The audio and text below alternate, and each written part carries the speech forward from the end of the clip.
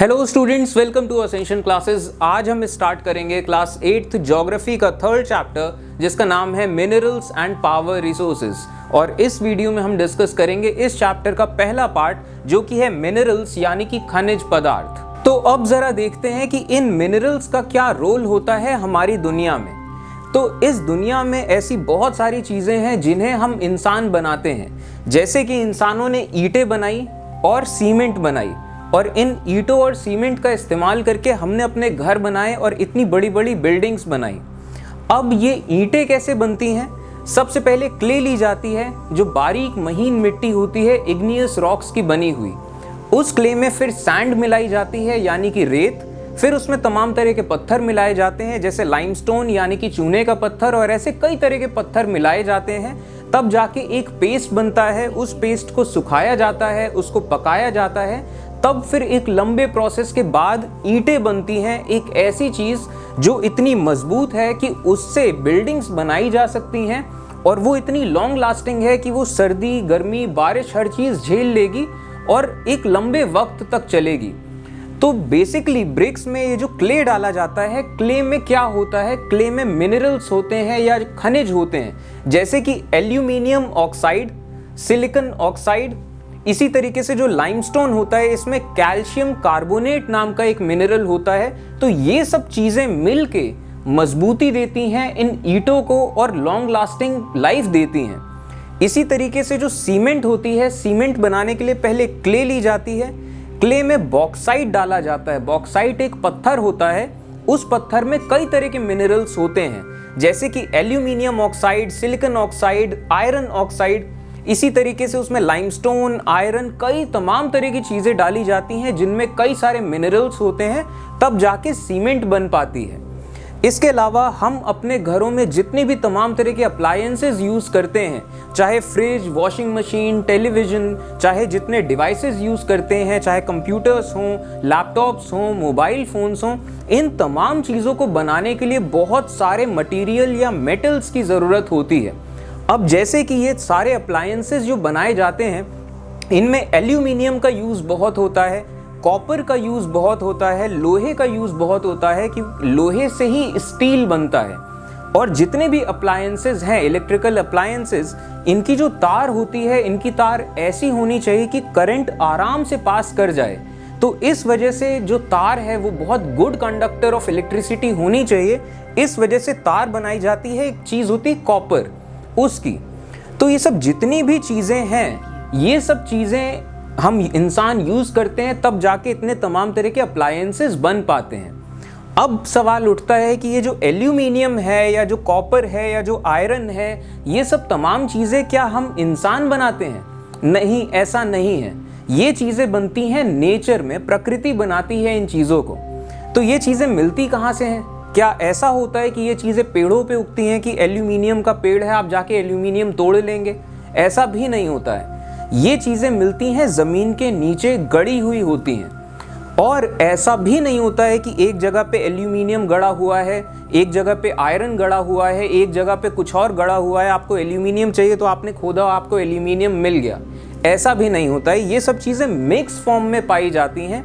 ऐसे पत्थर होते हैं जिनमें कई तरह के मिनरल्स होते हैं। कुछ पत्थर होंगे उनमें एल्यूमिनियम के मिनरल्स ज़्यादा होंगे, तो ऐसे पत्थरों से एल्यूमिनियम निकाला जाता है। कुछ पत्थर जिनमें आयरन के मिनरल्स ज़्यादा हैं, उनसे आयरन निकाला जाता है। तब जाके इन सब चीज़ों को मिलाया जाता है और तब ये अप्लायंसेस बन पाते हैं जिनका हम यूज़ करते हैं।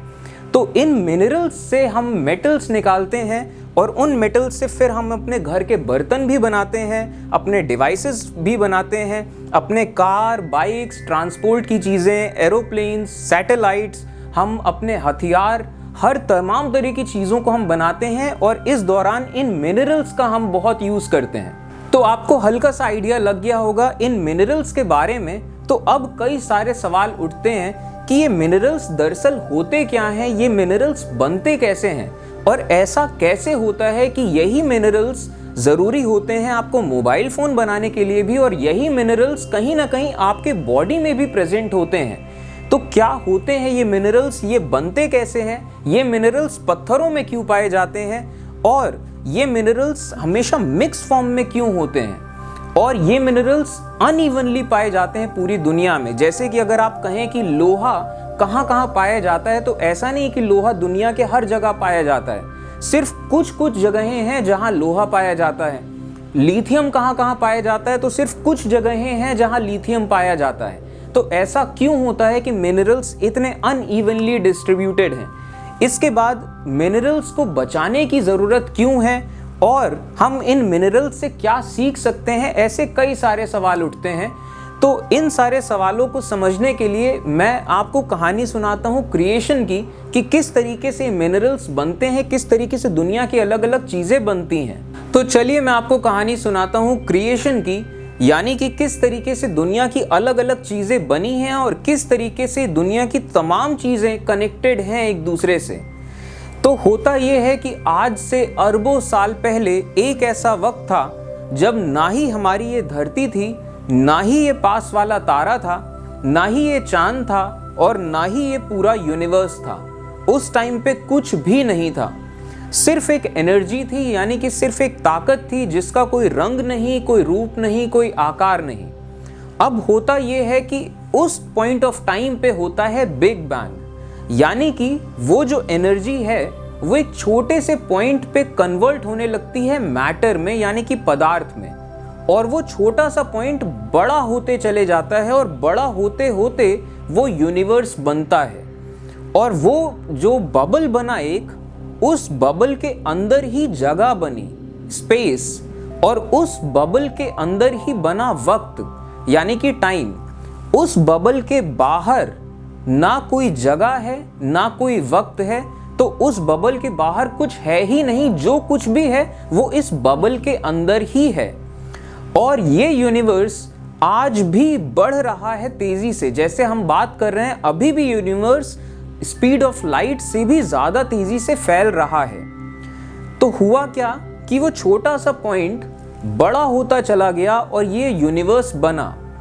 अब जब ये यूनिवर्स बना तो स्टार्टिंग में क्या होता है कि सबसे पहले जो मैटर का फॉर्म बना वो थे क्वार्क्स। क्वार्क्स यानी कि वो बेसिक एलिमेंट्री पार्टिकल जो एनर्जी से कन्वर्ट होके मैटर में बन रहे थे। अब क्वार्क्स के आपस में मिलने से बनते हैं पार्टिकल्स। जो सबसे पहले पार्टिकल्स बने, और ये पार्टिकल्स थे प्रोटॉन्स, न्यूट्रॉन्स और इलेक्ट्रॉन्स, और इनके मिलने से बनते हैं एटम्स। एटम क्या होता है? एटम यानी कि अणु, जो किसी भी चीज के मैटर के जो प्राइमरी बिल्डिंग ब्लॉक्स हैं। दुनिया की सारी चीजें एटम्स से मिलके बनी हैं। इनफैक्ट हमारे जो शरीर हैं, हमारे शरीर भी एटम्स से मिलके बने हैं। करोड़ों अरबों एटम एक साथ लगे हैं इस पैटर्न में, इस तरीके से, तब जाके हमारा शरीर बन पाया है। तो जो ये यूनिवर्स बना, तो इस यूनिवर्स के बनने पे जो सबसे पहले जो एटम बने थे वो इस तरीके से बने थे कि एक प्रोटॉन बीच में था और एक इलेक्ट्रॉन का बादल चारों तरफ उसके घूम रहा था। ऐसे एटम को कहते हैं हाइड्रोजन का एटम। और ऐसे एटम जब एक साथ होते हैं तो जो चीज बनती है वो होती है हाइड्रोजन गैस। ये हवा की जैसे होती है और ये वही हाइड्रोजन गैस है जिसके लिक्विड फॉर्म को हम यूज करते हैं रॉकेट फ्यूल के तौर पे। हाइड्रोजन के एटम बनने के बाद जो अगले एटम बने वो थे ऐसे एटम जिसमें 2 प्रोटॉन और 2 न्यूट्रॉन बीच में थे और 2 इलेक्ट्रॉन के बादल उसके चारों तरफ घूम रहे थे। और ऐसे एटम को कहते हैं हीलियम का एटम। और जब हीलियम के एटम एक साथ होते हैं तो बनती है हीलियम गैस। ये भी गैस होती है, हवा होती है। ये हवा से हल्की होती है, इस वजह से हीलियम ऊपर की तरफ जाती है। जो उड़ने वाले गुब्बारे होते हैं उनमें ये हीलियम गैस ही भरी होती है और ये बहुत ज़्यादा कंबस्टिबल होती है, यानी कि ज्वलनशील। अगर थोड़ी सी भी आग लग जाए तो हीलियम गैस फटती है बहुत ज़ोर से। तो स्टार्टिंग में जो एटम्स बने वो हाइड्रोजन और हीलियम गैस के थे। तो ये जो पूरा ब्रह्मांड बना, जो पूरा यूनिवर्स बना, उसमें हाइड्रोजन और हीलियम गैस पूरी भरी हुई थी। लेकिन अभी भी इसमें लाइफ नहीं थी। अब लाइफ हो पाए इस यूनिवर्स में, इसके लिए और भी ज़्यादा चीज़ें ज़रूरी हैं, क्योंकि अभी तो यूनिवर्स में सिर्फ हवा ही हवा है। नई चीज़ें कैसे बनेंगी? तो अब यहाँ पे क्या होना शुरू होता है, पूरे यूनिवर्स में सबसे पहले बनने शुरू होते हैं यूनिवर्सल क्लाउड्स। अलग अलग जगह पे ऐसे जो फैब्रिक है, यूनिवर्स का फैब्रिक, वहाँ पे कुछ ऐसे डिस्टर्बेंसेस होते हैं स्पेस और टाइम में कि वहाँ कुछ पर्टिकुलर जगहों पे ग्रेविटी ज़्यादा हो जाती है। जब ग्रेविटी ज़्यादा हो जाती है तो जितने पूरे यूनिवर्स में अलग अलग जगहों पे हाइड्रोजन और हीलियम गैस एक साथ इकट्ठा होने लगती है और एक वॉल्टेक्स बनता है, और इतनी तेजी से ये चीज़ें इकट्ठा होने लगती हैं और घूमने लगती हैं कि वो एक डिस्क के जैसा बन जाता है, और इस तरीके से बनती हैं गैलेक्सीज। और पूरे यूनिवर्स में ऐसी करोड़ों अरबों गैलेक्सीज बनती रही हैं। गैलेक्सीज बनती हैं, अपनी उम्र पूरी करती हैं, और अपनी उम्र पूरी करने के बाद गैलेक्सीज खत्म भी हो जाती हैं। लेकिन ये जो पूरा टाइम होता है, ये लाखों करोड़ों साल लगते हैं इसमें। तो हमारे यूनिवर्स में करोड़ों अरबों गैलेक्सीज बनती रही हैं, टूटती रही हैं, और बनती रहेंगी, टूटती रहेंगी। अब जब ये गैलेक्सीज बन गई तो इन गैलेक्सीज के बनने के बाद भी अभी भी ये जो पूरा यूनिवर्स है ये लाइफलेस यूनिवर्स है, लाइफ नहीं है इसमें। तो अब इसके बाद क्या होता है कि जो गैलेक्सीज होती हैं, गैलेक्सीज के जो स्पाइरल आर्म्स होते हैं, इनको कहते हैं नेब्यूला। नेब्यूला में फिर से ऐसे डिस्टर्बेंसेस होते हैं ग्रेविटी के, और फिर से यही चीज़ शुरू होती है कि हाइड्रोजन और हीलियम के बादल बनने लगते हैं। आसपास के पूरे एरिया से हाइड्रोजन हीलियम एक साथ आने लगता है, एक वॉल्टेक्स सा बनता है, और हाइड्रोजन और हीलियम के बादल बड़े होते रहते हैं। अब इसकी वजह से क्या होता है, जब हाइड्रोजन और हीलियम के बादल बड़े होते रहते हैं और आसपास की तमाम चीज़ें ऐसे वॉल्टेक्स के फॉर्म में उसमें आके मिल रही होती हैं, तो उस जगह पे बहुत ज़्यादा प्रेशर डेवलप होता है, और उस बादल के अंदर हाइड्रोजन के एटम आपस से टकराते रहते हैं, घिसते रहते हैं, और उस बादल का टेम्परेचर बढ़ता रहता है। और यही प्रोसेस चलता रहता है हज़ारों सालों तक। और जब इन हाइड्रोजन के बादलों का टेम्परेचर बहुत ज़्यादा हो जाता है, इतना ज़्यादा टेम्परेचर हो गया है हाइड्रोजन के एटम्स के टकराने से, कि अब यहाँ एक नई चीज़ शुरू होती है जिसे कहते हैं न्यूक्लियर फ्यूजन। कि ये जो गैस के बादल हैं, इसमें हाइड्रोजन के एटम्स आपस में मिलते हैं और बनाते हैं हीलियम के एटम। और इस दौरान जब हाइड्रोजन के दो एटम मिलके हीलियम का एक एटम बनाते हैं, तो थोड़ा सा मैटर कन्वर्ट होता है एनर्जी में। तो इस प्रोसेस में बहुत ज़्यादा एनर्जी रिलीज होती है। तो जब पूरे के पूरे बादल में ये न्यूक्लियर फ्यूजन शुरू होता है और हाइड्रोजन हीलियम में कन्वर्ट होती है और बहुत ज़्यादा एनर्जी रिलीज होती है, तो ये एनर्जी एक रोशनी देती है तारे को, एक गर्मी देती है, और इस तरीके से वो तारा रोशन होता है और पैदा होता है एक तारा। और अगर तारों की बात करें तो तारे कितने बड़े हैं इस पे डिपेंड करता है कि उनका टेम्परेचर क्या होगा और उनका रंग क्या होगा। अब जब कोई भी तारा बनता है तो उस तारे में हाइड्रोजन कन्वर्ट हो रही है हीलियम में, और इस दौरान बहुत सारी एनर्जी निकल रही है, वो तारा चमक रहा है, हीट और लाइट दे रहा है चारों तरफ। तो किसी भी तारे में दो तरह के फोर्सेस काम करते हैं। सबसे पहली बात, जो तारा है इसके आउटर सरफेस में काम करती है ग्रेविटी। ग्रेविटी हर चीज को अपनी तरफ खींचती है, तो वो तारे को छोटा करने की कोशिश कर रही है, वो तारे को पिचकाने की कोशिश कर रही है। और दूसरी तरफ जो दूसरी ताकत काम कर रही है वो है इस तारे के जो सबसे अंदर का कोर एरिया है, जो सबसे गर्म एरिया है, जहां पे फ्यूजन चल रहा है, उस एरिया में जो विस्फोट हो रहा है वो ताकत लगा रहा है बाहर की तरफ। तो ये ग्रेविटी खींच रही है अंदर की तरफ और वो फ्यूजन का रिएक्शन विस्फोट कर रहा है बाहर की तरफ। तो इस वजह से ये तारा जो है ये स्टेबल है। लेकिन अब क्या होता है, जैसे जैसे वक्त गुजरता है, लाखों साल गुजर जाते हैं और हाइड्रोजन थोड़ा सा कम होने लगता है तारे में, और तारे का जो कोर है, कोर जब बहुत ही ज़्यादा गर्म हो जाता है तो न्यूक्लियर फ्यूजन, ये जो रिएक्शन है, ये थोड़ा सा कमज़ोर पड़ने लगता है। तो ये जो फ्यूजन की जो ताकत है जो बाहर लग रही है, ये कमज़ोर होने लगती है, और इस वजह से ये जो ग्रेविटी, ये जो बाहर से अंदर की तरफ वाली ताकत है, ये बढ़ जाती है। तो अब होता क्या है कि जो ग्रेविटी है ये तारे को अंदर की तरफ कोलैप्स करती है, और जब तारा कोलैप्स करता है और छोटा हो जाता है तो अब उसके अंदर इतना प्रेशर हो जाता है और इतनी ज़्यादा गर्मी हो जाती है कि यहाँ से फिर से एक नया तरह का फ्यूजन शुरू होता है।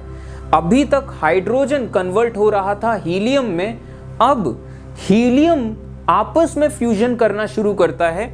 जैसे कि एक प्रोटॉन एक इलेक्ट्रॉन वाला हाइड्रोजन, दो प्रोटॉन दो इलेक्ट्रॉन वाला हीलियम, ये अब आपस में मिलते हैं, बनाते हैं तीन प्रोटॉन तीन न्यूट्रॉन और तीन इलेक्ट्रॉन वाला एक एटम जो है लिथियम। वही लिथियम जो आपके मोबाइल फोन की बैटरीज में है। हीलियम एटम आपस में ही मिल के बनाते हैं फिर एक एटम जिसमें 6 प्रोटॉन 6 इलेक्ट्रॉन और 6 न्यूट्रॉन है, और इस एटम को कहते हैं कार्बन का एटम। वही कार्बन का एटम जो एक तरीके से अगर लग जाए तो ग्राफाइट बनाता है, ग्राफीन बनाता है जो आपके पेंसिल में है।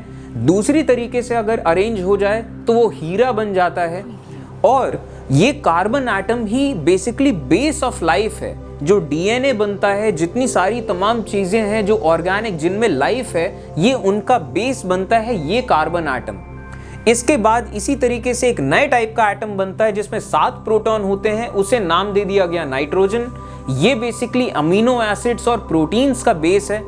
इसके बाद 8 प्रोटॉन वाला एक एटम बनता है ऑक्सीजन। ये वही ऑक्सीजन है जिसपे सांस लेके हम जिंदा रह पाते हैं सारे जीव जंतु।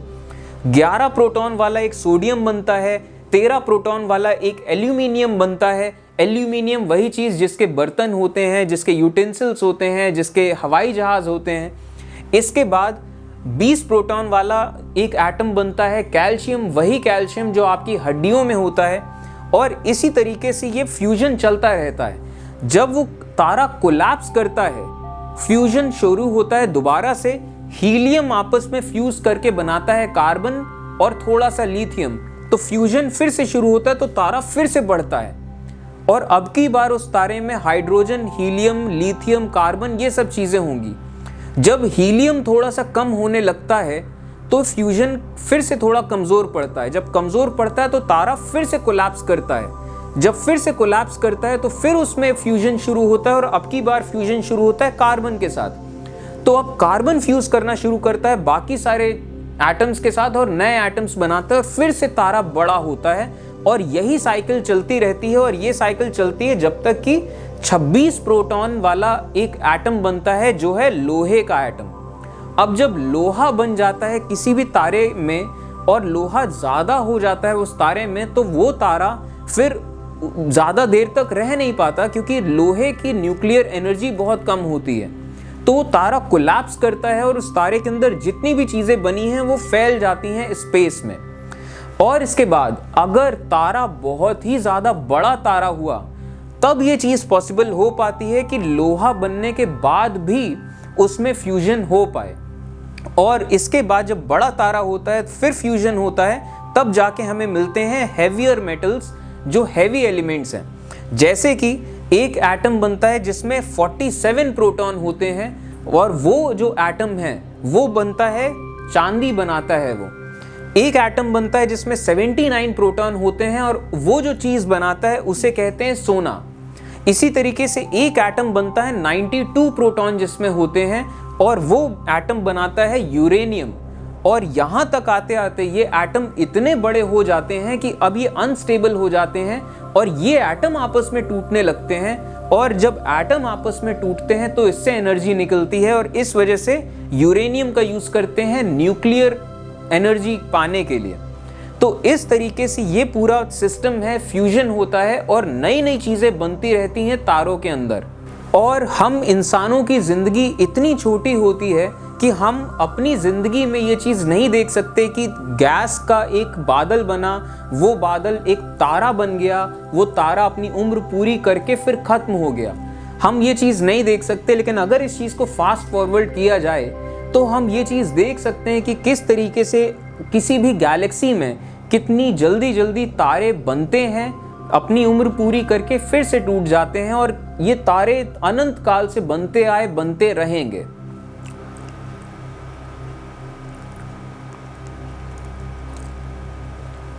और ये तारे जब पूरे तरह का फ्यूजन कर लेते हैं, अलग अलग चीजें बना लेते हैं अपने अंदर, तब ये तारे टूटते हैं और इनके अंदर की सारी चीजें फैल जाती हैं स्पेस में। और इनके अंदर की इन चीजों से फिर ये चीजें जब आपस में मिलती हैं, टकराती हैं, एक बड़ा मास बनाती हैं, तब जाके बनते हैं प्लैनेट्स। तो इसी तरीके से हमारी जो अर्थ है, हमारी अर्थ भी आज से अरबों साल पहले ऐसी ही चीजों के टकराते हुए वो मास बड़ा होता चला गया। इस तरीके से हमारी अर्थ बनी थी। और हमारी अर्थ जब बनी थी तो हमारी अर्थ इतनी ज्यादा गर्म थी कि वो मॉल्टन फॉर्म में थी। तो जितनी भी चीजें हमारी अर्थ में आई वो आपस में घुलती चली गई, मिलती चली गई, एक मिक्स हो गया। और जैसे जैसे हमारी अर्थ ठंडी हुई, बाहर की सरफेस ठंडी हुई, हमारे अर्थ में फेवरेबल कंडीशंस आना शुरू हुई, तो वैसे ही जो ज्वालामुखी बने, ज्वालामुखियों के जरिए वो अंदर का लावा बाहर आया। जब बाहर आया लावा, तब वो लावा ठंडा हुआ, उससे पत्थर बने, इग्नियस रॉक्स बने, उससे फिर सेडिमेंट्री रॉक्स बने, मेटामॉर्फिक रॉक्स बने। इन रॉक्स के बनने के बाद तमाम तरह की वेदरिंग हुई, फिर नए तरह के पत्थर बने, तब जाके वो धरती के अंदर जो मिनरल्स थे वो आए, सरफेस पे जमा होते रहे, अलग अलग जगहों पे अलग अलग मिनरल्स जमा होते रहे। तो ये जो कहानी थी क्रिएशन की, इस कहानी से हम बहुत सारी चीजें नोटिस कर सकते हैं। जैसे सबसे पहली चीज तो हम नोटिस कर सकते हैं कि हर चीज एक ही चीज से आई है और उसी चीज में जाके मिल जानी है। अगर हम ये चीज यूनिवर्स के सेंस में देखें तो वो एक एनर्जी थी, वो एनर्जी कन्वर्ट हुई और ये पूरा यूनिवर्स बना है।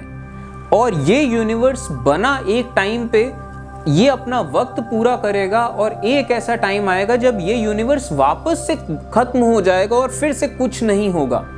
और उसके बाद फिर से एक ऐसा वक्त आएगा जब फिर से ये एनर्जी फिर से एक नया यूनिवर्स बनाएगी, वो भी अपना वक्त पूरा कर लेगा, वो भी फिर खत्म हो जाएगा, फिर कोई नया यूनिवर्स बनेगा। तो यूनिवर्स उसी एक चीज से सब कुछ बना है और उसी में वापस मिल जाना है। ये चीज अगर आप एटम्स के नजर से देखो तो दुनिया की जितनी भी चीजें हैं, सब चीजें एक ही चीज से बनी हैं। अब बस वो चीजें आपस में कितना जुड़ती हैं और किस तरीके से जुड़ती हैं, इस पे डिपेंड करता है कि क्या सामने बन के आता है। लेकिन दुनिया की हर चीज बनी एक ही चीज से है। वो हमें बस लगता है कि ये ऐसा है, ये वैसा है। उसी एटम में जब 13 प्रोटॉन होते हैं तो वो जो चीज बनाता है वो एल्यूमिनियम है। उसी एटम में 26 प्रोटॉन हो जाते हैं तो वो लोहा बनाता है। उसी एटम में 47 प्रोटॉन होते हैं तो वो चांदी बनाता है। उसी एटम में 79 प्रोटॉन हो जाते हैं तो वो सोना बना देता है। चीज वही है, बस उसके फॉर्म्स अलग अलग हैं। तो दुनिया की सब चीज एक ही चीज से बनी है, बस फॉर्म्स अलग हैं। अगर हम क्वांटम लेवल पे देखें तो भी हर चीज एक ही चीज है। अगर आप किसी भी चीज के अंदर जाते जाइए, जैसे कि मान लीजिए ये मेरा हाथ है, अगर आप इसके अंदर जाते जाइए तो सबसे पहले आपको सेल मिलेंगे। आप अगर सेल के अंदर भी चले जाओ तो फिर आपको एटम्स मिलेंगे। एटम्स के अंदर भी अगर आप चले जाओ तो फिर आपको पार्टिकल्स दिखेंगे, आपको प्रोटॉन, न्यूट्रॉन, इलेक्ट्रॉन। और अगर आप इनके अंदर भी जाना चाहो तो यहाँ पे फिर एक थोड़ा सा एक अलग ही दुनिया शुरू हो जाएगी कि वो अब ऐसी चीजें हैं कि वो हैं भी और नहीं भी। यानी कि एनर्जी कन्वर्ट हो रही है मैटर में और वो बस एक इल्यूजन है। वो थोड़ी देर के लिए अगर आप देखो तो है, नहीं देखो तो नहीं है। तो ऐसी चीजें जो इल्यूजन है, उन चीजों से मिल के जो चीजें बनी हैं वो एक्चुअली रियलिटी है जिसको हम देख पाते हैं। और एक और बहुत खास चीज क्वांटम लेवल पे कि दुनिया की हर चीज एटम से मिलके बनी है। और अगर हम किसी भी एटम को देखें तो एटम में 99.99% जगह खाली होती है। तो इस लिहाज से अगर देखा जाए तो ये जैसे ये मेरा हाथ है, ये मेरा हाथ कई सारे करोड़ों अरबों एटम से मिलके बना है। हर एटम 99.99% खाली होता है, फ्री स्पेस होती है। तो देखा जाए अगर इस नज़र से तो एक्चुअली ये खाली जगह है, ये 99.99% जगह खाली है, सिर्फ 0.01% जगह में कुछ है। लेकिन फिर भी हमें लगता है कि नहीं, ये पूरा हर चीज़ है। तो ये क्या है, हमें क्या महसूस क्या होता है कि पूरा यूनिवर्स, ये पूरी दुनिया एक इल्यूजन है, एक माया है। बस वो आपको महसूस होता है, बस इतनी सी बात है। और हम क्या चीज़ सीख सकते हैं इन चीज़ों से कि हम स्टारडस्ट से बने हुए हैं, यानी कि हमारा शरीर जिन चीज़ों से बना है ये वो चीज़ें हैं जो सितारों में बनी। हमारा लेफ्ट हैंड जिन चीज़ों से बना, क्या पता ये किसी दूसरे सितारे से आया हो, और हमारा राइट हैंड जिन चीज़ों से बना है, क्या पता ये चीज़ें किसी दूसरे तारे से आई हों। और एक और ख़ास चीज़, हम सब के सब स्टारडस्ट से बने हैं। ऐसा नहीं है कि कोई एक नस्ल खास तौर पे अलग हो, दूसरी नस्ल थोड़ी कम इंसान है, या किसी एक देश के लोग ज़्यादा इंसान हैं, दूसरे देश के लोग कम इंसान हैं, किसी एक धर्म के लोग ज़्यादा इंसान हैं, किसी दूसरे धर्म के लोग कम इंसान हैं। ऐसा नहीं, हम सब के सब स्टारडस्ट से बने हुए हैं। इसके बाद एक और चीज़, हमें लगता है कि ये हमारी बॉडी है और ये हमारी ज़िंदगी है, जबकि एक्चुअली क्या हो रहा है कि कुछ भी नहीं था, फिर यूनिवर्स बना, इस यूनिवर्स के अंदर फिर गैलेक्सीज बने, सितारे बने, तब प्लैनेट्स बने, तब लाइफ बनी। तो एक तरीके से देखा जाए तो ये यूनिवर्स है जो लाइफ तक पहुंचा है और इस लाइफ को जी रहा है, हर चीज देख रहा है, महसूस कर रहा है हमारे फॉर्म में। हमें बस लगता है कि हमारी जिंदगी और हमारा शरीर है, एक दिन हम मर जाने हैं, ये शरीर यहीं रह जाना है। तो ये जो यूनिवर्स था इसके अंदर हम बने और यहीं होके रह गए। तो एक्चुअली ये यूनिवर्स महसूस कर रहा है हर चीज़ों को। हमारे शरीर में जो अंदर खून में जो लोहा है, ये लोहा एक टाइम पे सितारों के अंदर था, और जब वो लोहा बहुत ज़्यादा हो गया तब वो सितारे टूटे थे उस लोहे की वजह से। और हम क्या नोटिस कर सकते हैं इस चीज़ से कि ये जो पूरा यूनिवर्स बना है, इस यूनिवर्स के अंदर हम जीव जंतु हैं, जितने प्राणी हैं, दरअसल क्या हो रहा है कि वो जो ताकत है, वो जो एनर्जी है, जिसे आप कोई भी नाम दे दीजिए, नाम में कुछ नहीं रखा, तो वो एनर्जी अपना हिस्सा निकाल के दे रही है सारे लिविंग ऑर्गेनिजम्स को, अपना हिस्सा। आप उस हिस्से को आत्मा कह सकते हैं। ये वही चीज़ है जो सारे लिविंग ऑर्गेनिजम्स की जिंदगी भर जीती है और महसूस करती है। और इस यूनिवर्स के अंदर की चीज़ों से ही जो शरीर बने वो वहीं रह जाने हैं। वो बस आत्मा है जो आई, जिंदगी जी, सब कुछ महसूस किया और वापस आ गई। तो अब इस नज़र से देखा जाए तो दो अलग अलग नज़र बनती हैं। पहली नज़र भगवान के सेंस में, या कुछ भी नाम दे दीजिए इसके सेंस में, कि एक्चुअली भगवान ने ये यूनिवर्स बनाया और लाइफ बनाई, चीज़ें महसूस करने के लिए, तमाम तरह की चीज़ें देखने के लिए, ये रंग देखने के लिए, ये टेस्ट देखने के लिए कि प्यार, मोहब्बत, गम, खुशी, तकलीफ, हर चीज़ होती क्या है, डर क्या होता है, मैं कौन हूँ, मैं कितना अच्छा हो सकता हूँ, मैं कितना बुरा हो सकता हूँ, इन तमाम चीज़ों के जवाब ढूंढने के लिए भगवान ने ये यूनिवर्स बनाया है। और हम सब जितनी अपनी ज़िंदगियाँ जीते हैं, एक्चुअली हम जो कुछ भी महसूस करते हैं वो भगवान महसूस कर रहे हैं हमारे ज़रिए, क्योंकि ये यूनिवर्स है जो सब कुछ देख रहा है, महसूस कर रहा है। तो अगर हम इंसान अच्छे काम करेंगे, सारे इंसान अच्छा महसूस कर रहे होंगे, तो भगवान को अच्छा महसूस होगा कि जैसे कोई सपना चल रहा है, अच्छा सपना चल रहा है। और अगर सब कुछ उल्टा चल रहा है, सारे इंसान तकलीफ में है, बहुत ज़्यादा बुराई चल रही है, तो वो भी चीज़ भगवान महसूस करेंगे जैसे सपना चल रहा है और बुरा सपना चल रहा है। तो ये चीज़ हम नोटिस कर सकते हैं इस पूरी कहानी से। और एक बहुत ख़ास चीज़, हम करोड़ों अरबों सालों के इवोल्यूशन का एक फाइनल वो है, प्रोडक्ट है। यूनिवर्स बना, हज़ारों लाखों साल लगे तारे बनने में, मटेरियल्स बनने में, प्लैनेट्स बनने में, प्लैनेट्स के अंदर फिर लाइफ इवॉल्व हो पाई। जब लाइफ इवॉल्व हुई फिर इंसानों तक पहुंची, इंसानों तक पहुंचने के बाद फिर कॉग्निटिव रिवोल्यूशन हुआ, तब जाके इंसान सेल्फ अवेयर हो पाए कि हाँ, अब हम उस लाइफ फॉर्म में कि हम सोच सकते हैं, विचार कर सकते हैं, चीज़ें कुछ महसूस कर सकते हैं, हम ये सवाल पूछ सकते हैं। तो यहाँ तक आने में, ये हमें बनने में अरबों साल लगे हैं। इस यूनिवर्स ने अरबों साल तक वो काम किए हैं, तब जाके हम बने हैं। तो हमें एक्ट भी वैसे ही करना चाहिए, वैसे नहीं काम करना चाहिए कि जैसे बिल्कुल बस यूं ही सब रैंडम चल रहा है। करोड़ों साल लगे हमें यहाँ तक आने में, ये चीज़ हमें महसूस करनी चाहिए हर वक्त।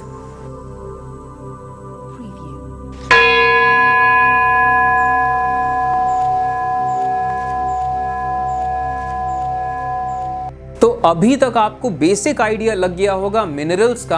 तो यहाँ से स्टार्ट करते हैं ये चैप्टर। इस चैप्टर में सबसे पहले हम डिस्कशन करेंगे मिनरल्स के बारे में कि मिनरल्स होते क्या हैं। फिर हम डिस्कस करेंगे टाइप्स ऑफ मिनरल्स की कितने तरह के होते हैं, और इसमें हम डिस्कशन करेंगे मेटालिक और नॉन मेटालिक मिनरल्स का। फिर हम डिस्कशन करेंगे कि किस तरीके से मिनरल्स को एक्सट्रैक्ट किया जाता है, ज़मीन से निकाला जाता है।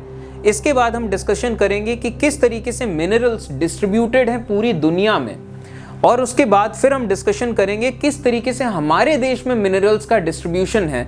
और फाइनली हम डिस्कस करेंगे कि मिनरल्स, अलग अलग मिनरल्स के कुछ यूजेस देखेंगे और डिस्कशन करेंगे इनके कंजर्वेशन के बारे में। तो हमारा सबसे पहला टॉपिक है minerals.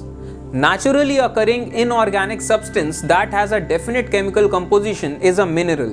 The salt in your food and graphite in your pencil are also minerals. तो minerals की basic definition क्या है? कोई चीज जो naturally occurring हो, यानी कि वो नेचर में पाई जाती हो, इंसानों ने आर्टिफिशियली ना बनाया हो उसे, नेचर ने बनाया हो, और वो चीज इनऑर्गेनिक हो। इनऑर्गेनिक यानी कि वो ऑर्गेनिक ना हो। अब ऑर्गेनिक का क्या मतलब होता है? अगर किसी भी चीज में कार्बन और हाइड्रोजन का बॉन्ड है, कार्बन और हाइड्रोजन ये दोनों चीजें हैं, तो ऐसी चीज को कहा जाएगा ऑर्गेनिक। और जितने भी लिविंग ऑर्गेनिजम्स हैं, किसी भी चीज में अगर लाइफ है तो उसके बॉडी फॉर्म में, उसके डीएनए में कार्बन हाइड्रोजन होगा। तो ऐसी चीजें जो इनऑर्गेनिक है, यानी कि उसमें कार्बन हाइड्रोजन नहीं होना चाहिए, तो ऐसे नेचर में ऐसी चीजें जो बनी हो जो इनऑर्गेनिक हो और जिनका डेफिनेट केमिकल कंपोजिशन हो, जैसे कि Al2O3 एल्यूमिनियम ऑक्साइड, ये डेफिनेट है, इसका कि बहुत ज्यादा वेरिएशन कुछ नहीं होना, ये डेफिनेट है। ऐसी चीजों को कहा जाएगा मिनरल। अब जैसे आपके खाने में जो नमक होता है और आपके पेंसिल में जो ग्रेफाइट होता है, ये भी एग्जाम्पल है मिनरल्स का। अब जैसे जो नमक आप खाते हैं, उस नमक का एक डेफिनेट केमिकल कंपोजिशन है NaCl। Na यानी कि सोडियम का एक एटम और क्लोरीन का एक एटम, जब ये दोनों मिलते हैं तब एक मॉलिक्यूल बनता है NaCl, यानी कि नमक का ये फॉर्मूला है और ये बदलता नहीं है। कभी ये Na2Cl3 नहीं होगा, ये NaCl ही रहेगा, तभी ये नमक है। तो इस चीज को कहेंगे definite chemical composition. Just as in a biscuit there are a number of things that you can not see, rocks on this earth have several materials called minerals mixed in them. तो जिस तरीके से biscuit होते हैं, biscuit कई सारी चीजें मिला के बनाए जाते हैं, उसमें आटा होता है, मैदा होता है, नमक, चीनी, थोड़ा सा दूध, कई सारी चीजें मिला के वो बिस्किट बनता है। लेकिन उस बिस्किट को देख के आप जान नहीं सकते कि इसमें क्या क्या मिला है। वैसे ही जो धरती के जो रॉक्स हैं, यानी कि जो पत्थर हैं, इनमें कई सारी चीजें मिली होती हैं, एक तरीके का मिक्स होता है, और ये सब पाया जाता है मिक्स फॉर्म में। और ये जो धरती के रॉक्स हैं, इन्हीं से सारे मिनरल्स बनते हैं। Just as in a biscuit there are number of things that you can not see, rocks on this earth have several materials called minerals mixed in them. जैसे कि बिस्किट होते हैं, बिस्किट में कई सारी चीज़ें मिली होती हैं, जैसे उसमें आटा, मैदा, नमक, चीनी, थोड़ा दूध, ये तमाम चीज़ें मिलती हैं, तब जाके बिस्किट बनता है। लेकिन बिस्किट देख के आप नहीं जान पाओगे इसमें क्या क्या अंदर है। तो उसी तरीके से जो धरती के जो रॉक्स हैं, जो पत्थर हैं, चट्टाने हैं, इनमें कई तमाम चीज़ों का मिक्सचर होता है, कई सारे मटीरियल्स एक साथ मिक्स्ड होते हैं, और ये मटेरियल्स ही वो मिनरल्स होते हैं जिन्हें हम इन रॉक्स से मतलब हासिल करते हैं। These minerals are scattered throughout the Earth's rocky crust. Minerals are not evenly distributed over space. Scattered का मतलब होता है बिखरा हुआ। तो ऐसे जो भी मिनरल्स हैं, किसी भी चीज के जो मिनरल्स हैं, वो पूरी दुनिया में बिखरे हुए हैं। ऐसा नहीं है कि वो प्रॉपरली यूनिफॉर्मली अरेंज्ड हैं, कि जैसे लोहा है तो लोहा हर जगह पे डेफिनेट डिस्टेंसेस पे मिलता रहेगा, ऐसा नहीं है। वो बिखरे हुए हैं, कहीं पे हैं, कहीं पे नहीं है, और ये सब के सब नॉट इवनली डिस्ट्रीब्यूटेड हैं। कोई भी इवन डिस्ट्रीब्यूशन नहीं है। कई ऐसे देश हैं वहाँ बहुत ज़्यादा मिनरल्स पाए जाते हैं, कई ऐसे देश हैं जहाँ कोई मिनरल्स नहीं पाए जाते हैं, जहाँ कोई ऐसी खदानें नहीं है मेजर तौर पे। Minerals are found in different types of geological environments and conditions. They are created by natural processes without any human interference. और ये जो मिनरल्स होते हैं ये अलग अलग तरह के ज्योग्राफिकल एनवायरनमेंट्स में पाए जाते हैं, बनते हैं, और ये जितने भी मिनरल्स हैं ये नेचुरल प्रोसेसेस से बनते हैं और इनमें कोई भी ह्यूमन इंटरफेरेंस नहीं होता है। ये पूरी तरीके से नेचर से बनते हैं, और कैसे बनते हैं ये हम डिस्कस कर चुके हैं। They can be identified on the basis of physical properties such as color, density, hardness and chemical properties such as solubility. अब मिनरल्स तो कई तरीके के होते हैं, तो मिनरल्स को आइडेंटिफाई या पहचाना कैसे जाता है कि ये कौन सी चीज़ का मिनरल हो सकता है? तो कई सारे तरीके होते हैं, यहाँ पे बस छोटा सा इंट्रोडक्शन दिया है। जैसे कि फिजिकल प्रॉपर्टीज़, फिजिकल प्रॉपर्टीज़ यानी कि वो प्रॉपर्टीज़ जो आप देख के जान जाओगे देखते ही, जैसे कि किसी चीज़ का कलर क्या है, किसी चीज़ की डेंसिटी क्या है, घनत्व क्या है, उस चीज़ की हार्डनेस क्या है कि वो कितना मजबूत है या कमज़ोर है। तो ऐसी चीज़ों से आप आइडिया लगा सकते हो कि किस चीज़ का मिनरल होगा। जैसे कि मान लीजिए जो कॉपर होता है, कॉपर नीले रंग का होता है, तो कॉपर का जो मिनरल है वो नीले रंग का होगा, तो आप देख के जान सकते हो कि अच्छा ये नीले रंग का है तो शायद इसमें कॉपर हो। और इसके अलावा ऐसे केमिकल प्रॉपर्टीज होते हैं, केमिकल प्रॉपर्टीज आप यूं देख के नहीं जान सकते हो, इसके लिए आपको थोड़ा सा कुछ एक्सपेरिमेंट करना पड़ेगा। जैसे कि केमिकल प्रॉपर्टीज होती हैं जैसे कि सॉल्युबिलिटी, सॉल्युबिलिटी यानी कि कोई चीज़ कितना घुल सकती है किसी अलग अलग चीज़ों में। कई सारी ऐसी चीज़ें होती हैं जो पानी में घुल जाएंगी, कई सारी चीज़ें पानी में नहीं घुलेंगी, कई सारी चीज़ें किसी दूसरे सॉल्यूशन में घुल जाएंगी, कई सारी चीज़ें नहीं घुलेंगी। तो इस तरीके से आप क्लासिफाई कर सकते हो, आइडेंटिफाई कर सकते हो। अब हमारा अगला टॉपिक है टाइप्स ऑफ मिनरल्स, यानी कि मिनरल्स कितने तरह के होते हैं। There are over 3000 different minerals. On the basis of composition, minerals are classified mainly as metallic and non-metallic minerals. तो मिनरल्स कई तमाम तरह के होते हैं, जैसे कि करीब करीब 3000 अलग अलग मिनरल्स फिलहाल तक हमने देखे हैं, आइडेंटिफाई किए हैं। अब इनको क्लासिफाई करने के भी अलग अलग तरीके होते हैं। तो एक तरीका जो सबसे ज़्यादा यूज़ किया जाता है वो है बेसिस ऑफ कंपोजिशन। कंपोजिशन यानी कि कौन सी चीज़ किन चीज़ों से बनी है। और अगर कंपोजिशन के लिहाज से आप मिनरल्स को क्लासिफाई करें तो मिनरल्स बेसिकली दो तरह के होते हैं, और ये हैं मेटालिक या नॉन मेटालिक। अब इनके बारे में थोड़ा डिस्कशन करते हैं। Metallic minerals contain metal in raw form. Metals are hard, solid substances that conduct heat and electricity and have a characteristic luster or shine. Iron ore, bauxite, manganese ore are some examples of metallic minerals. तो metallic minerals basically वो होते हैं जिनमें metal पाया जाता है, और metal एक raw form में पाया जाता है। अब उन मिनरल्स से मेटल को फिर रिफाइन किया जाता है, निकाला जाता है, उसमें कई सारी इम्प्योरिटीज़ होती हैं, फिर कई सारी चीज़ें करी जाती हैं उनकी इम्प्योरिटीज़ हटाने के लिए, तब जाके हमें प्योर मेटल मिल पाता है। और इस पूरे प्रोसेस को ही मेटलर्जी कहते हैं। और ये बहुत ज़्यादा एक थॉरो प्रोसेस है, तमाम हर सब्सटेंस की अलग अलग मेटलर्जी है, और मेटलर्जी की प्रॉपर इंजीनियरिंग होती। सोचिए इतना वाइड टॉपिक है मेटलर्जी। तो अब मेटालिक मिनरल्स वो होते हैं जिनसे मेटल्स पाए जाते हैं। और मेटल्स क्या चीज़ होते हैं? मेटल्स वैसे साइंस वाले टॉपिक्स में ये चीज़ डिस्कशन आप कर चुके होंगे, यहाँ पे थोड़ा सा इंट्रोडक्शन है कि मेटल्स बेसिकली वो एलिमेंट होते हैं जो हार्ड होते हैं, सॉलिड होते हैं, और जो हीट और इलेक्ट्रिसिटी अच्छे से कंडक्ट कर सकते हैं, और इनमें एक कैरेक्टरिस्टिक लस्टर होता है, यानी कि एक शाइन होती है। अब जैसे कि आपको कोई भी अप्लायंसेस बनाने हैं, आपको मान लीजिए प्रेस बनाना है, तो प्रेस जो है क्या वो ऐसी चीज़ का बन सकता है कि वो चीज़ झट से टूट जाए? आपको प्रेस बनाना है तो ऐसी चीज़ का बनेगा जो चीज़ मजबूत हो और वो चीज़ टिक पाए, सालों साल टिक पाए। अगर उस पर पानी पड़ जाए, कुछ चीज़ गिर जाए, टूट जाए, तब भी वो बरकरार रहे। तो प्रेस कैसे बनेगा? किसी मेटल से बनेगा, क्योंकि मेटल वो चीज़ होती है कि वो मजबूत होते हैं, सॉलिड होते हैं, और वो हीट और इलेक्ट्रिसिटी को कंडक्ट कर सकते हैं, उनमें एक शाइन होती है। तो ये मेटल्स होते हैं, ये बेसिकली इस तरीके से आप याद रखिए।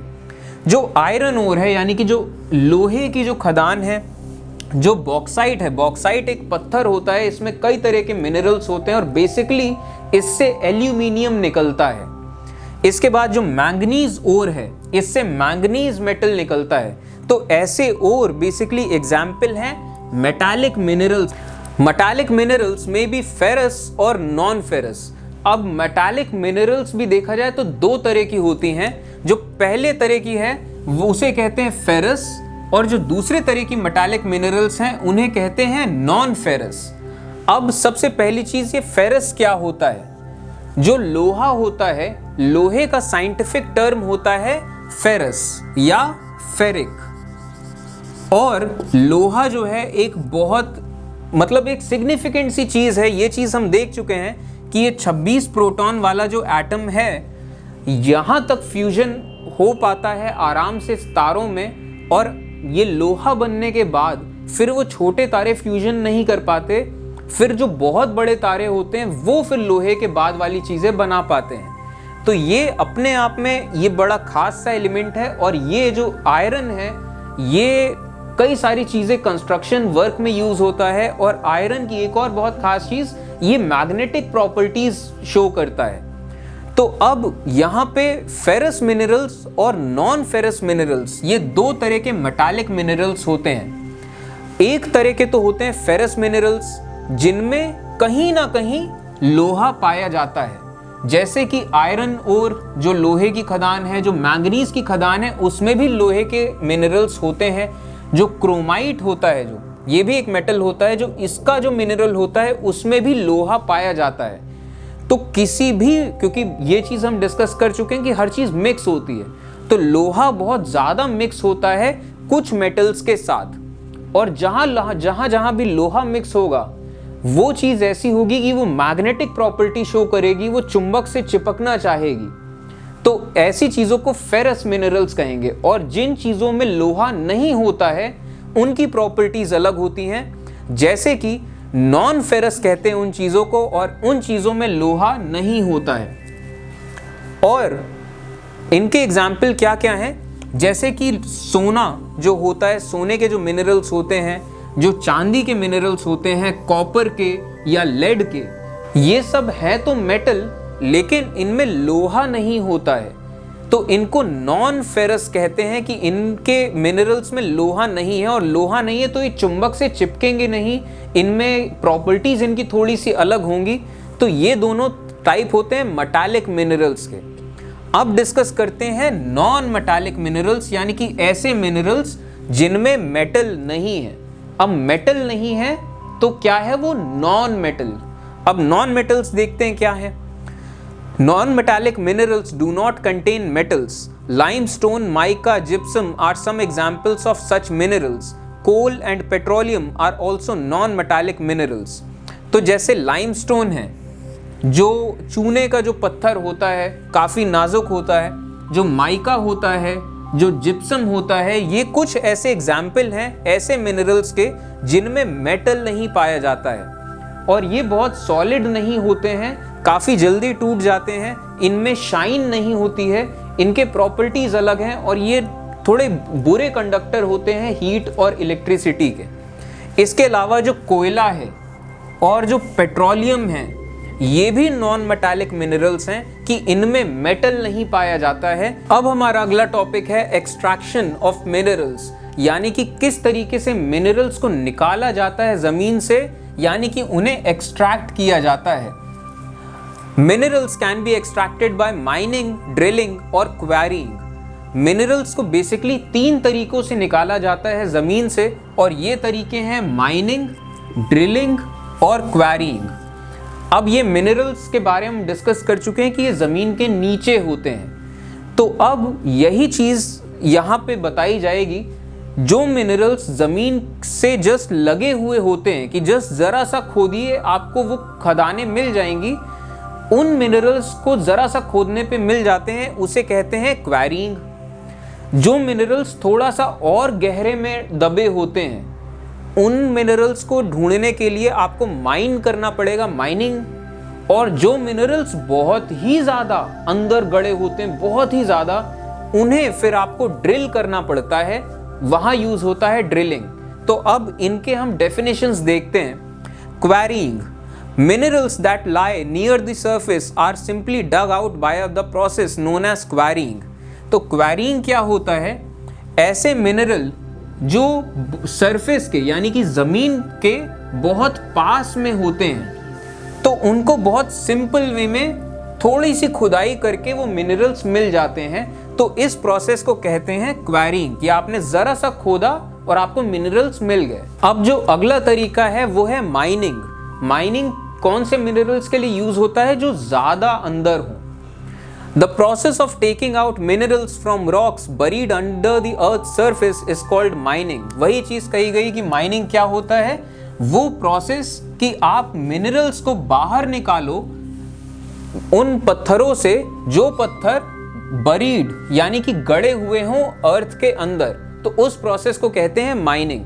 अब माइनिंग भी दो तरह की होती है। जो ऊपर ही ऊपर मिनरल्स थे वो तो क्वेरीइंग से निकल गए। जो ज्यादा अंदर है, अब ज्यादा अंदर भी दो तरह का है, काफी ज्यादा अंदर और बहुत ही ज्यादा अंदर। इन दोनों का ही फर्क है बेसिकली।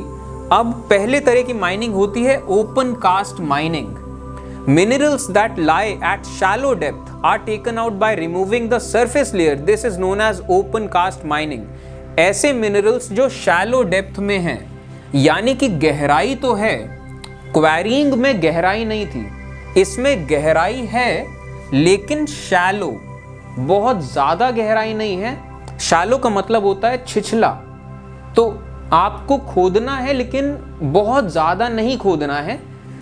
इस चीज को कहते हैं ओपन कास्ट माइनिंग। और इसके बाद जो दूसरी तरह की माइनिंग होती है ये होती है शाफ्ट माइनिंग। अब जो चीजें ज्यादा अंदर हैं उनके लिए आपको बहुत ज्यादा खोदना पड़ेगा, सुरंगें बनानी पड़ेंगी, तो इस चीज को कहते हैं shaft mining. Deep bores called shafts have to be made to reach mineral deposits that lie at great depth, this is called shaft mining. तो ऐसे मिनरल्स जो काफी ज्यादा गहराई में पाए जाते हैं एट ग्रेट डेप्थ, ऐसे मिनरल्स तक पहुंचने के लिए बहुत डीप बोर्स बनाए जाते हैं, बहुत बड़े बड़े गड्ढे बनाए जाते हैं, सुरंगें बनाई जाती हैं, इन्हें शाफ्ट कहा जाता है।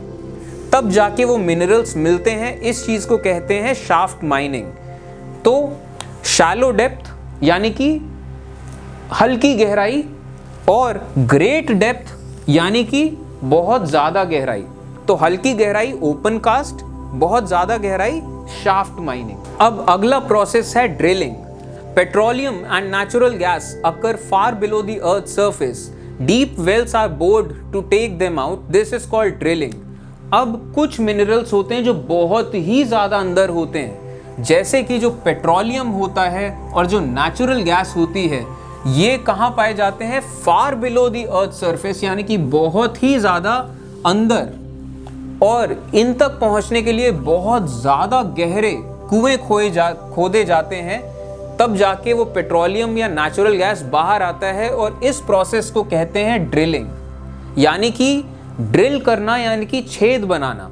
अब हमारा अगला टॉपिक है डिस्ट्रीब्यूशन ऑफ मिनरल्स, यानी कि जो भी मिनरल्स हैं ये किस तरीके से डिस्ट्रीब्यूटेड हैं अलग अलग जगहों पे।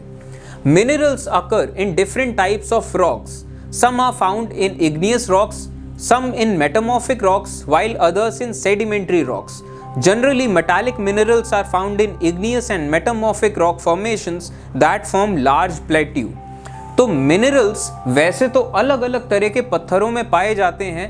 कुछ जो मिनरल्स हैं वो इग्नियस रॉक्स में पाए जाते हैं, कुछ मिनरल्स मेटामॉर्फिक रॉक्स में, और कुछ सेडिमेंट्री रॉक्स में। तो हर तरह के पत्थरों में पाए जाते हैं। लेकिन ध्यान रखने वाली बात यहाँ पे ये है कि जो मेटालिक मिनरल्स हैं, मेटालिक मिनरल्स यानी कि जिनमें मेटल है, कोई हार्ड चीज जिसका आप यूज कर सकते हो मजबूत कोई चीज बनाने के लिए।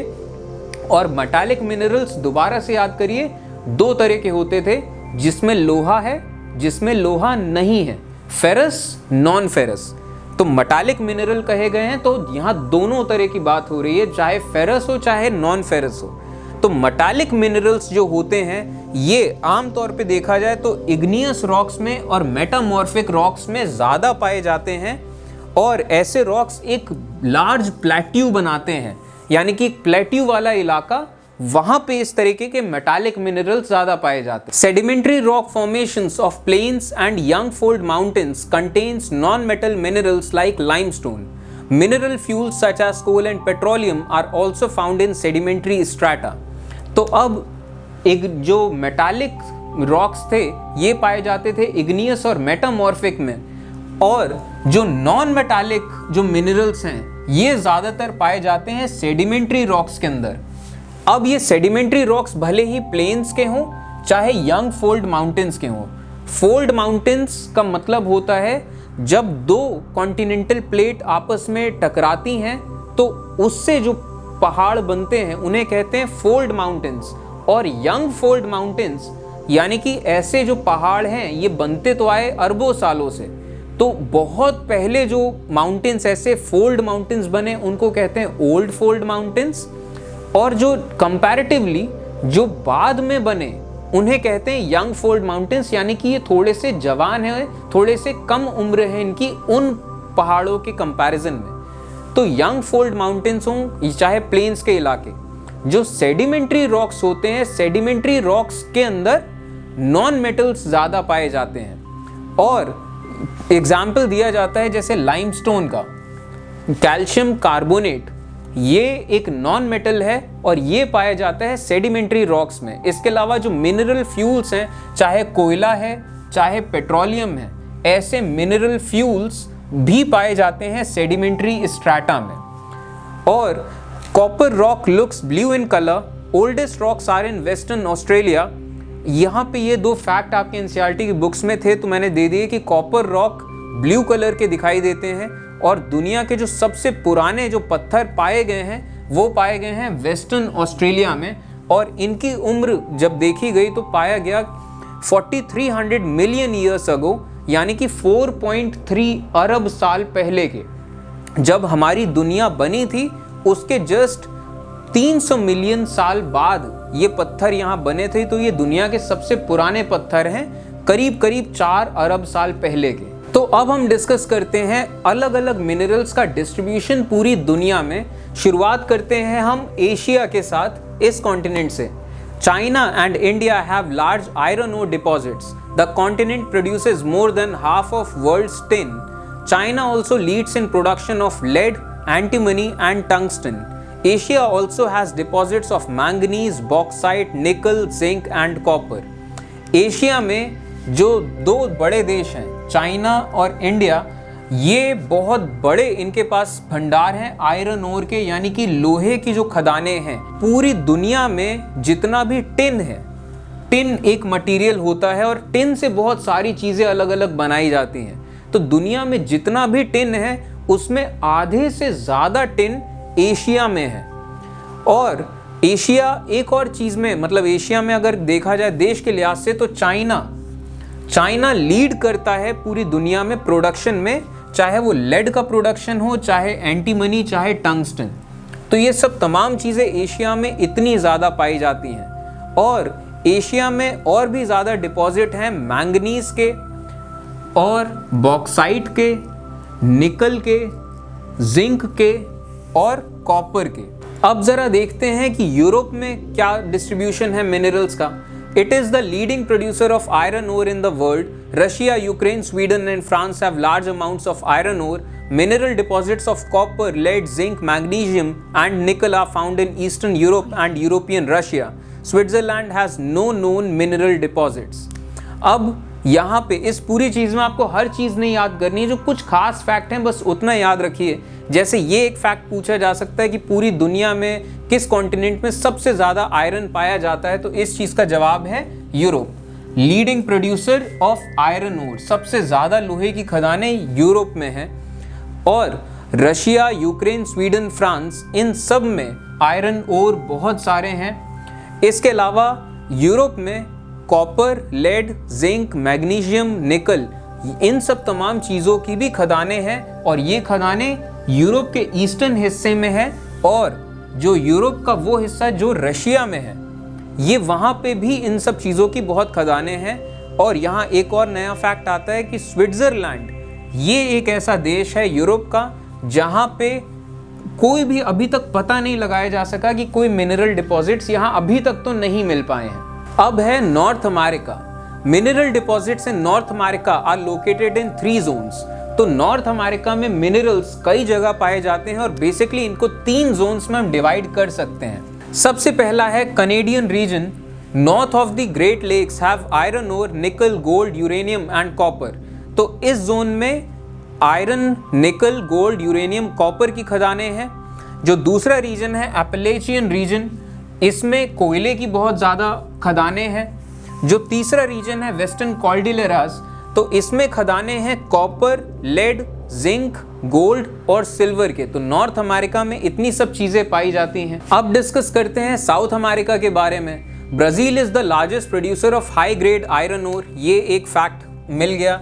देश के लिहाज से अगर देखा जाए तो ब्राज़ील ये देश है जो सबसे ज़्यादा प्रोड्यूस करता है हाई ग्रेड आयरन, यानी कि अच्छे क्वालिटी का जो लोहा है ब्राज़ील सबसे ज़्यादा प्रोड्यूस करता है। Chile and Peru are leading producers of copper. जो वेस्टर्न साउथ अमेरिका में एक देश है चिले एंड पेरू, ये सबसे ज़्यादा लीडिंग प्रोड्यूसर्स हैं कॉपर के। Brazil and Bolivia are amongst world's largest producer of tin. जो टिन के सबसे ज़्यादा बड़े प्रोड्यूसर्स हैं वो हैं ब्राज़ील और Bolivia. South America also has large deposits of gold, silver, zinc, chromium, manganese, bauxite, mica, platinum, asbestos and diamond. इन सब तमाम चीज़ों के भी बहुत ज़्यादा डिपॉजिट्स हैं साउथ अमेरिका में। जो मिनरल ऑयल है, मिनरल ऑयल पाया जाता है वेनेजुएला में, अर्जेंटीना में, चिली, पेरू और कोलंबिया में। तो इन सब तमाम देशों में मिनरल ऑयल भी पाया जाता है। अब डिस्कस करते हैं अफ्रीका के बारे में। It is rich in mineral resources. It is world's largest producer of diamonds, gold and platinum. ये एक फैक्ट है कि दुनिया का सबसे बड़ा प्रोड्यूसर डायमंड यानी कि हीरे, सोना और प्लैटिनम, ये भी एक बहुत चमकदार सा बहुत कीमती एक मेटल होता है, इसका लार्जेस्ट प्रोड्यूसर है कॉन्टिनेंट के लिहाज से देखा जाए तो Africa. South Africa, Zimbabwe and Zaire produce a large portion of world's gold. The other minerals found in Africa are copper, iron ore, chromium, uranium, cobalt and bauxite. Oil is found in Nigeria, Libya and Angola. तो south Africa, Zimbabwe और जायरे में दुनिया के एक बहुत बड़ा हिस्सा पाया जाता है सोने का। इसके बाद और भी मिनरल्स अफ्रीका में पाए जाते हैं। और अगर मिनरल ऑयल देखा जाए, तेल या ये जो पेट्रोलियम है, ये पाया जाता है नाइजीरिया, लिबिया और अंगोला में। तो ये सब जो ज्योग्राफी है देशों की लोकेशन, ये मैप देखते देखते आपको धीमे धीमे से याद हो जानी चाहिए।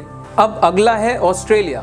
It is the largest producer of bauxite in the world. It is leading producer of gold, diamond, iron ore, tin and nickel. It is also rich in copper, nickel, zinc and manganese. Kalgoorlie and Coolgardie areas of Western Australia have largest deposits of gold. अब Australia सबसे ज़्यादा produce करता है bauxite पूरी दुनिया भर में। और इसके अलावा ऑस्ट्रेलिया में गोल्ड, डायमंड, आयरन ओर, निकल, टिन ऐसी भी चीज़ें हैं। इसके बाद ऑस्ट्रेलिया बहुत ज़्यादा रिच है, कॉपर, लेड, ये सब तमाम चीज़ें आती हैं। ये एक फैक्ट है कि दुनिया में सबसे ज़्यादा लार्जेस्ट डिपॉजिट गोल्ड के यहाँ पे हैं ऑस्ट्रेलिया के इन जगहों में।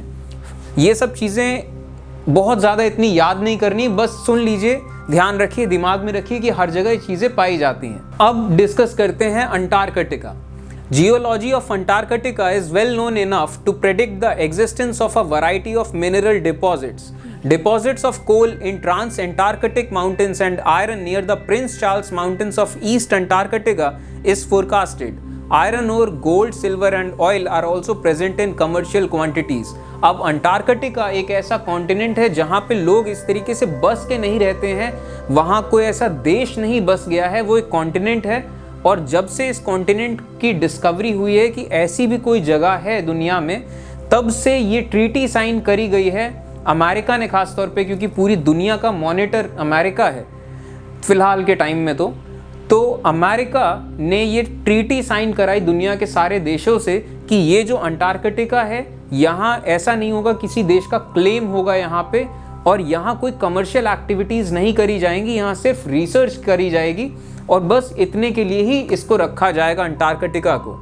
तो अंटार्कटिका में कोई देश नहीं बसा, किसी का एज सच कब्जा नहीं है, और किसी का नहीं है तो एज सच अमेरिका का ही कब्जा है, क्योंकि उन्हीं के कंट्रोल में उन्होंने ही ट्रीटी साइन कराई।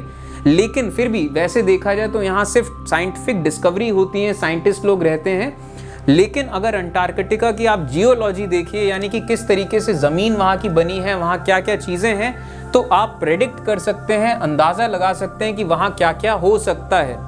तो अंटार्कटिका में कोयले की खदानें देखी गई हैं, प्रेडिक्ट करी गई हैं ट्रांस एंटार्कटिक माउंटेन्स के पास, और वहाँ पे एक माउंटेन है जिसका नाम दिया गया है प्रिंस चार्ल्स, जो ब्रिटेन के राजकुमार थे प्रिंस चार्ल्स, उनके नाम दिया गया है इस पहाड़ को। तो उस पहाड़ के पास आयरन की खदानों का फोरकास्ट किया गया है, यानी कि पूर्वानुमान लगाया गया है कि यहाँ पे ये आयरन की खदान होगी। इसके अलावा गोल्ड, सिल्वर और जो ऑयल है ये भी अच्छे खासे क्वांटिटीज में प्रेजेंट है अंटार्कटिका में। अब हमारा अगला टॉपिक है डिस्ट्रीब्यूशन इन इंडिया, यानी कि मिनरल्स किस तरीके से डिस्ट्रीब्यूटेड हैं हमारे देश में। तो शुरुआत करते हैं आयरन के साथ। अभी तक हम जगह देख रहे थे, जगह में देख रहे थे कि कौन कौन से मिनरल्स हैं। अब हम देश के बारे में, हमारे देश के बारे में डिस्कस कर रहे हैं। तो जगह हमें ऑलरेडी पता है कि देश के अंदर ही है, बस हम मिनरल्स डिस्कस कर रहे हैं कि ये मिनरल कहाँ कहाँ पाया जाता है। तो जो लोहा है, लोहा कहाँ कहाँ पाया जाता है? India has deposits of high grade iron ore. The mineral is found mainly in Jharkhand, Orissa, Chhattisgarh, Madhya Pradesh, Goa, Maharashtra and Karnataka. तो लोहा इन सब तमाम जगहों में पाया जाता है। बॉक्साइट, बॉक्साइट बेसिकली ये वो मिनरल है जिससे एल्यूमिनियम निकालते हैं। तो बॉक्साइट कहाँ कहाँ पाया जाता है? उड़ीसा, छत्तीसगढ़, मध्य प्रदेश, गुजरात, महाराष्ट्र, तमिलनाडु। अब अगला मिनरल है माइका। माइका के डिपॉजिट हैं झारखंड, बिहार, आंध्र प्रदेश और राजस्थान में। और ये एक फैक्ट आया कि इंडिया लार्जेस्ट प्रोड्यूसर और एक्सपोर्टर है माइका का, यानी कि इंडिया में सबसे ज़्यादा प्रोड्यूस किया जाता है और इंडिया सबसे ज़्यादा एक्सपोर्ट करता है, यानी कि दूसरे देशों में भेजता है। कई सारे देश हैं उन पे माइका होता होगा, दूसरे देशों में भेजते होंगे, लेकिन इंडिया सबसे ज़्यादा माइका भेजता है। कॉपर, कॉपर कहाँ कहाँ पाया जाता है? राजस्थान, मध्य प्रदेश, झारखंड, कर्नाटक, आंध्र प्रदेश। मैंगनीज पाया जाता है महाराष्ट्र, मध्य प्रदेश, छत्तीसगढ़, उड़ीसा, कर्नाटक और आंध्र प्रदेश में। लाइमस्टोन, लाइमस्टोन सबसे ज़्यादा पाया जाता है बिहार, झारखंड, उड़ीसा, मध्य प्रदेश, छत्तीसगढ़, राजस्थान, गुजरात और तमिलनाडु में। गोल्ड यानी कि सोना, तो सोना, Kolar in Karnataka has deposits of gold in India. These mines are among the deepest in the world which makes mining of this ore a very expensive process. तो अब सोने की बात है तो यहाँ पे ये फैक्ट आया है, कर्नाटक में जो कोलार एरिया है यहाँ पे खदानें हैं सोने की, और यहाँ की खदानें दुनिया की सबसे जो डीपेस्ट माइंस हैं उनमें आती हैं, कि दुनिया की सबसे गहरी खदानों में से है यहाँ की कोलार की माइंस, और इस वजह से यहाँ से सोना निकालना बहुत ज़्यादा एक्सपेंसिव प्रोसेस है, बहुत महंगा प्रोसेस है। अब अगला है सॉल्ट यानी कि नमक। It is obtained from seas, lakes and rocks, यानी कि नमक बनता है समंदर का जो नमकीन पानी होता है उसके आसपास जो पत्थर होते हैं, समुद्री इलाके के आसपास के इलाके, वहाँ बेसिकली नमक सबसे ज़्यादा बनाया जाता है।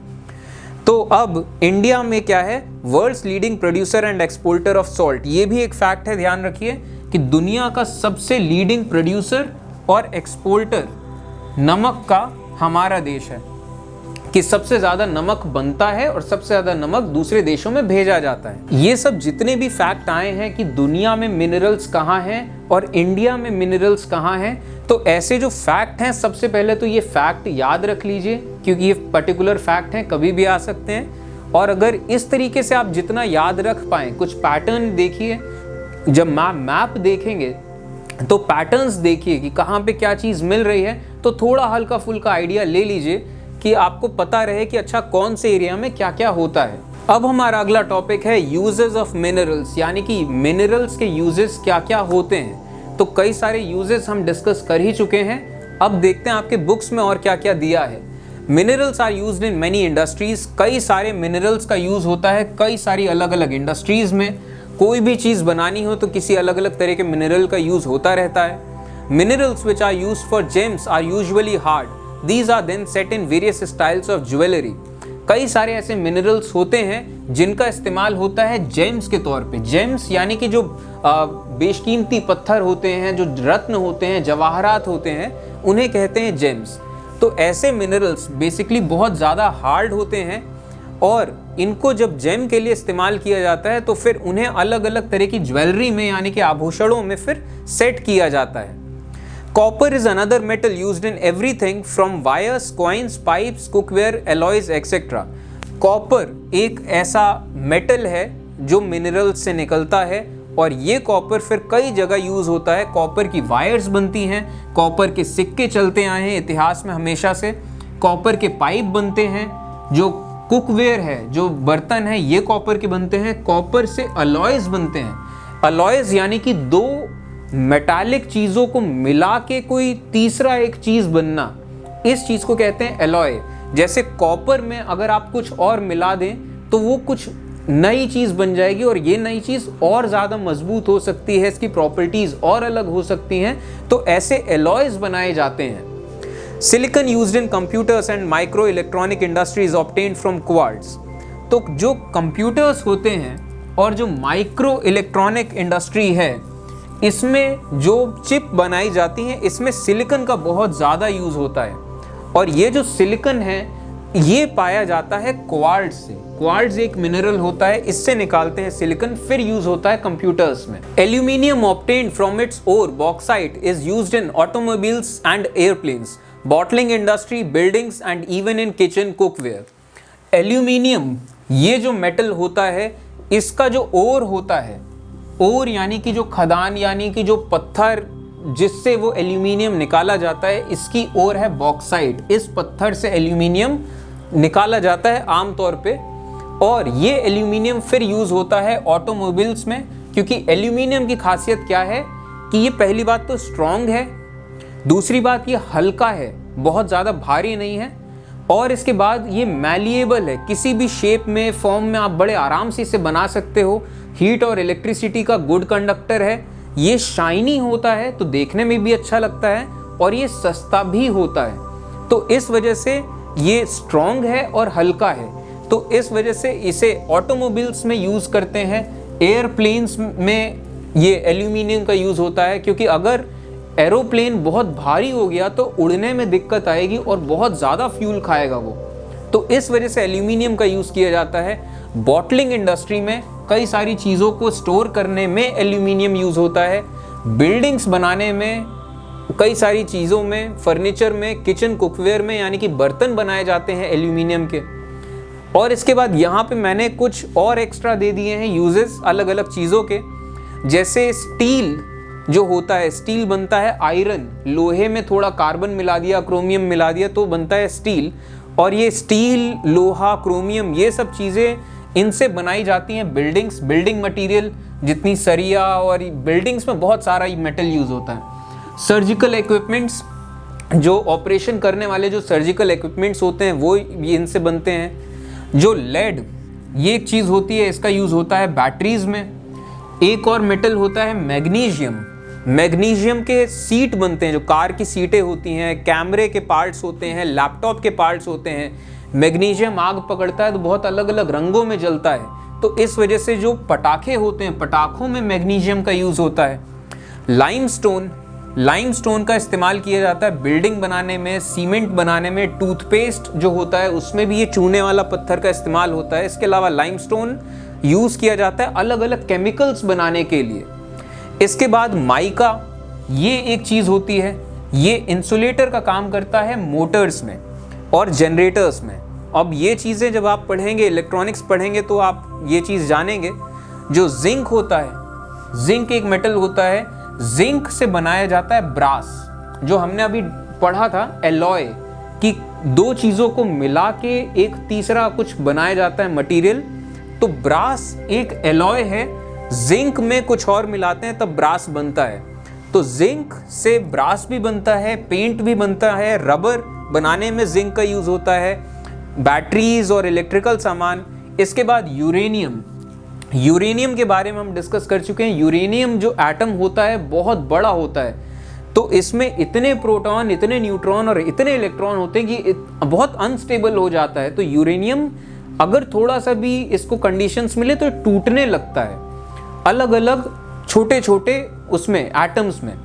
और जब बड़ा एटम छोटे एटम्स में टूटता है तो यहाँ पे भी वही चीज़ होती है कि थोड़ा सा मास कन्वर्ट होता है एनर्जी में, तो वो एनर्जी निकलती है एक विस्फोट के साथ। और वही चीज़ यूज़ होता है न्यूक्लियर एनर्जी में।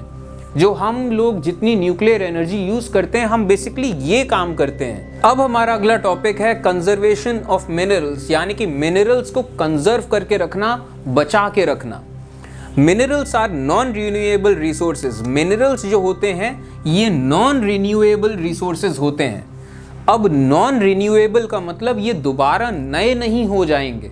आपको एग्जाम्पल देता हूँ, जैसे कि मान लीजिए किसी चीज़ को चलाने के लिए अगर सूरज की रोशनी की ज़रूरत है तो आप दिन भर उस चीज़ को चला सकते हैं, रात हो जाएगी, सूरज चला जाएगा तो वो चीज़ नहीं चल पाएगी। लेकिन जैसे ही अगला दिन आएगा फिर से वो सूरज की रोशनी आ जाएगी, फिर से पूरा दिन वो रहेगा।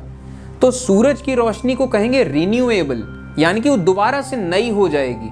जो विंड एनर्जी होती है, ऐसे कई सारी चीज़ें होती हैं जिनको रिन्यूएबल रिसोर्स कहते हैं कि वो दोबारा से नए हो जाएंगे।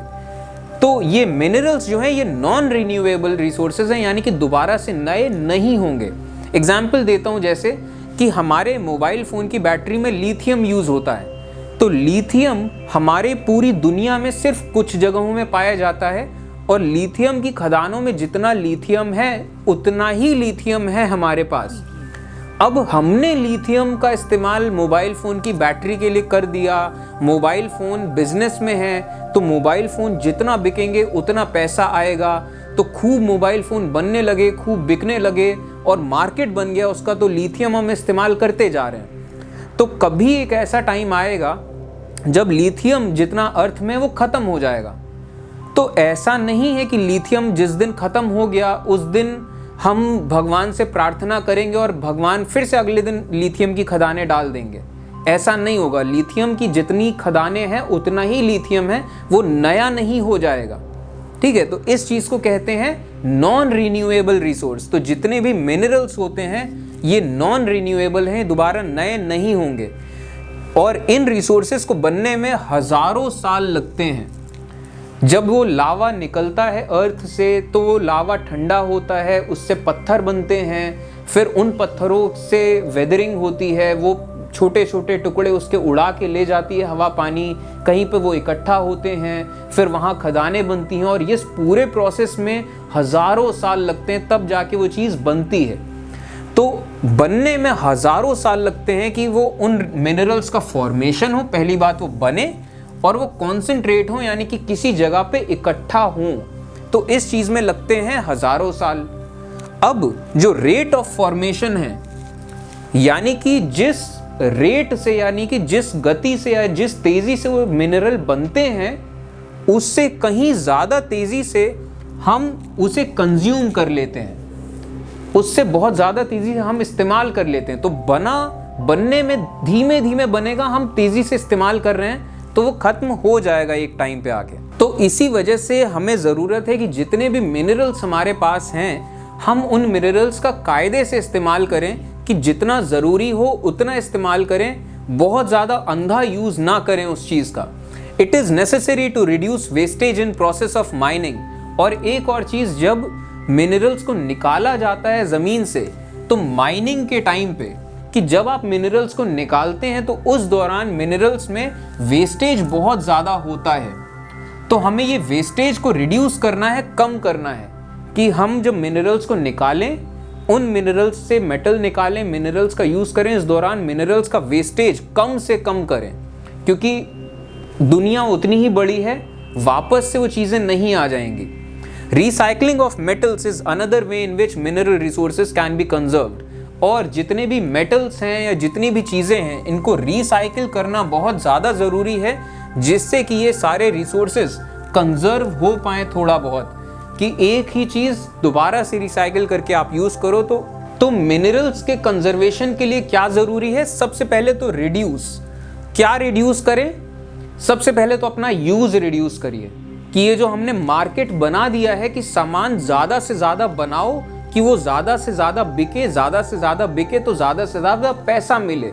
जब ज्यादा से ज्यादा पैसा मिले तो मालिक लोगों को भी पैसा मिले और कर्मचारियों के घर चल पाए। तो इस वजह से और ज्यादा बनाओ।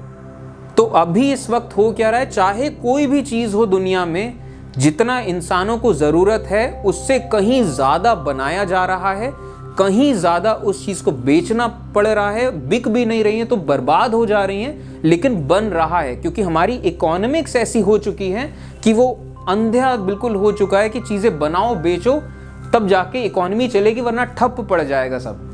तो इस वजह से हम अपनी ही अर्थ के दुश्मन हो गए हैं। तो सबसे पहले क्या रिड्यूस करना पड़ेगा? जितना हमें जरूरत है सिर्फ उतना बनाना है, ठीक? और उतना ही बनाना है तो उतना ही बिकेगा, और उतना ही बिकेगा तो इकोनॉमी उतना ही कम पैसा मिलेगा। अब यहाँ पे इंसानों के ये भी चैलेंज है कि वो इकोनॉमी पे भी इफेक्ट ना आए, कुछ पैरेलल सिस्टम आए, वरना अगर इकोनॉमी को आपने नहीं सुधारा तो आप ये बातें कहते रह जाएंगे, कोरी बकवास बातें हैं, पैसे के आगे हर चीज खत्म हो जाती है। तो इससे पहले तो कायदे से कई सारे और भी स्टेप आते हैं, इकोनॉमी सही करना, एक्सट्रैक्टर, वो सब तो लंबी लिस्ट है। तो फिलहाल क्या है, रिड्यूस, जितनी जरूरत है उतना बनाया जाए, और ये माइनिंग करते वक्त वेस्टेज भी कम किया जाए। तो रिड्यूस दोनों सेंस में है। आप लिखेंगे वही वाला जो मैंने बताया, ये सब एग्जाम में नहीं लिखेंगे।